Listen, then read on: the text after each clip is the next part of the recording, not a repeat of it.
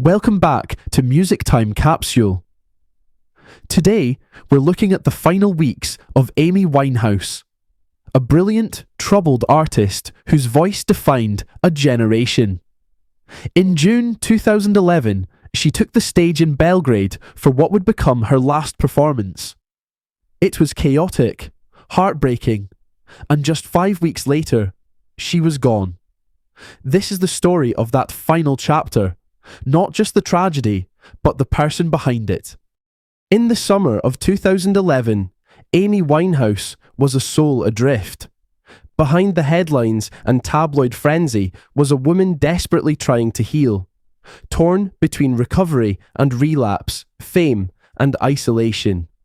But any hope of turning a corner faded just weeks later when Amy was pushed back onto a stage she never wanted to return to.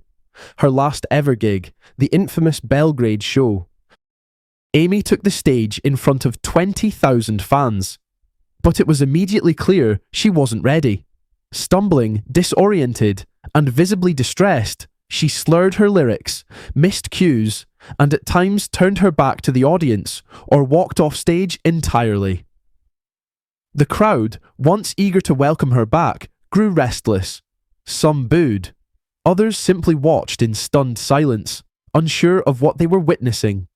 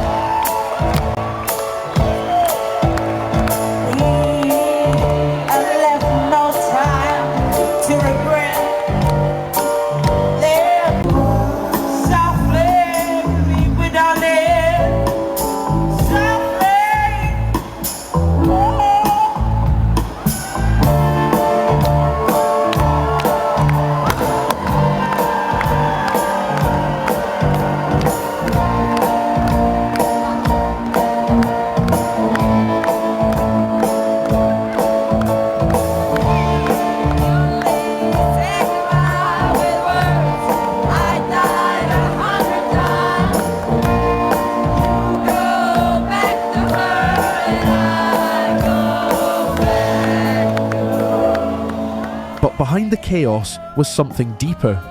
Amy hadn't wanted to be there. Friends and family later revealed she had begged not to go on tour. She was fragile, emotionally drained, and trying to stay sober. That night, her vulnerability was laid bare under the harsh glare of the spotlight. The footage quickly spread online, not as a performance, but as a cry for help seen by millions. Within days, the rest of her tour was cancelled, and Amy returned to London. She withdrew from the public eye, retreating to the solitude of her Camden home. However, this caused a flurry of negative news headlines. I feel that Amy was badly failed here. If someone struggling with mental health and addiction takes time out to try and take care of their issues, should the press ever be so negative? Just over a month later, on July 20th, tragically just 3 days before her death, Amy stepped onto a stage one last time. Not for herself, but for someone she loved. At the Camden Roundhouse, she made a surprise appearance during a performance by her goddaughter, Dionne Bromfield. Dressed casually, smiling softly, she danced beside Dionne and urged the crowd to support her. For a fleeting moment, it felt like the old Amy, playful, supportive, full of soul.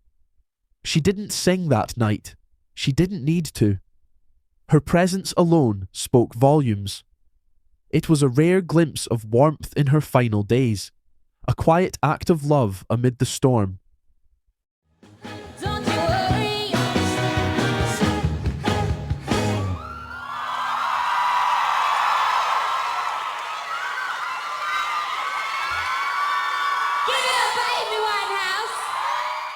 Back in Camden, Amy spent her final days mostly alone. She wasn't recording, touring or making public appearances, just resting, listening to music, and trying to find peace. Friends checked in, and her doctor visited daily.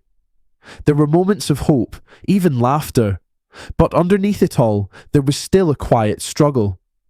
On the night of July 22nd, she stayed in, watching videos and playing music. But sadly, by the next afternoon, she was gone. On July 23rd, 2011, Amy Winehouse was found unresponsive in her bed by her bodyguard. Paramedics arrived quickly, but there was nothing they could do. She was pronounced dead at 3:54 p.m. The news spread within hours, sending shockwaves across the world. Another gifted soul, gone at just 27. Singer Amy Winehouse found dead in her London home. She was just 27.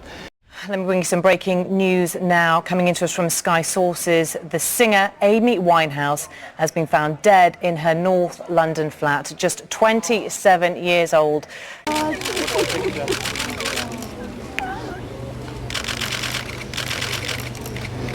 Amy Winehouse has left her London home for the last time.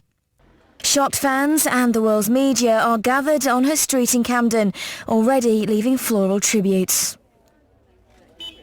Just a mark of respect, and plus I live around here, so just show our respect, really. It's just a tragedy, really, and we've just come to pay our respects and, obviously wish the family well. I've actually seen her about before, so it's just really shocking, sort of listen to her music as well. It's horrible, it's really awful.